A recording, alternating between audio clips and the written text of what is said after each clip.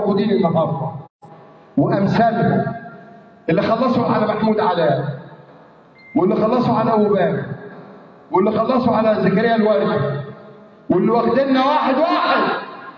انتوا مش اوصيه على الناس، وعشان كده لن تروا خلقه الولاد دول تاني في المدرجات. الزمالك ابيض بخطين حمر، الاسود مش عندي، واللي مش عاجبه ورينا تخش النادي هتخش المدرج ازاي؟ لابس اسود وعمال تشرب في اللعيبه. والدقيقه 40 انا ما عنديش لعيبه وسخه ولا مؤقت، ولو ما قدرتش احمي اللعيبه بتاعتي امشي تاني.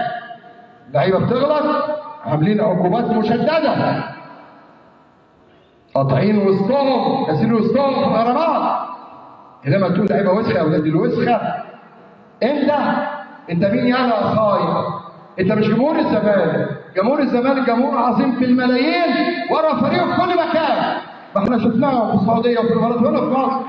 انما انت بالدقيقه 40 تشتمهم، والنهارده راسم لي مش عارف ايه وراسم لي ايه، ورايح عشان يشتم ولابس اسود. اللي مش هيلبس فانيله الزمالك البيضاء وخطين حمر مش هيشم مدرج، مش هيشم المدرج.